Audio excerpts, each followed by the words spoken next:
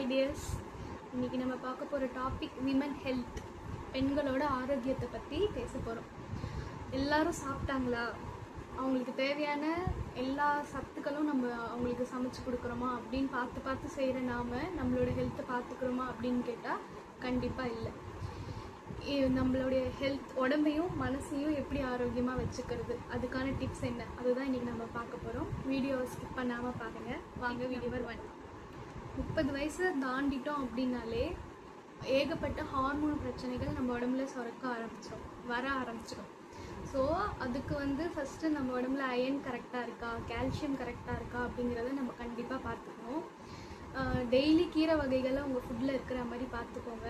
அதுக்கப்புறம் ராகி, கம்பு, அப்புறம் சிறுதானியங்கள், இதெல்லாம் டெய்லி கொஞ்சம் கொஞ்சமாக உங்கள் உணவுலையும் சேர்த்துக்கோங்க.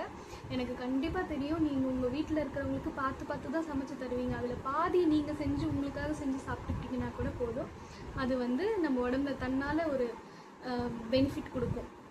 டிப் நம்பர் 2, ஒரு 2-3 லிட்டர் தண்ணி கம்பல்சரியாக டெய்லி குடிங்க. அதுக்கப்புறமா 7 to 8 hours ஸ்லீப், இதை கண்டிப்பாக எடுத்துக்கோங்க. கொஞ்சம் உங்களுக்கான ஒரு மீ டைமை ஒதுக்கிக்கோங்க. நீங்கள் பார்லர் தான் போகணும், ஸ்பா தான் எடுத்துக்கணும் அப்படின்னு நான் சொல்ல வரல. சும்மா ஒரு நெயில் பாலிஷ் போட்டுக்கலாம். உங்களுக்கு பிடிச்ச கலரில் ஒரு நெயில் பாலிஷ் போடுறது, உங்களுக்கு பிடிச்ச பாட்டை கேட்டுக்கிறது, இந்த மாதிரி செய்யுங்க. அப்புறம் வாக்கிங், ஜிம்முக்கு தான் போகணும் அப்படிங்கிறதான எந்த நெசசரியும் கிடையாது. நீங்கள் நம்மளுக்கு தெரியும், நம்ம கிச்சன் டு ஹாலே ஒரு நாளைக்கு பல கிலோமீட்டர் நடக்கக்கூடியவங்க தான். ஆனால் டெடிக்கேட்டடாக ஒரு 20 minutes டெய்லி நீங்கள் உங்களுக்காக ஒதுக்குங்க. உங்களுக்கு பிடிச்ச பாட்டை கேட்டுக்கிட்டு வீட்டு மொட்டை மாடியிலேயே ஒரு 4-5 ரவுண்டு நடங்க. அதோட டிஃப்ரென்ஸ் உங்களுக்கு கண்டிப்பாக தெரியும். ப்ளஸ் மனசை எப்போவுமே அமைதியாக வச்சுக்கோங்க. And last and final tip, எல்லா இயரும் மறக்காமல் ஒரு ஹெல்த் செக்கப் பண்ணிக்கோங்க. மெயினாக பிரெஸ்ட் கேன்சர், அப்புறம் கருப்பை வாய் புற்றுநோய், அதுதான் நினைக்கிறேன், கரெக்டாக சொல்கிறேன்னு நினைக்கிறேன்.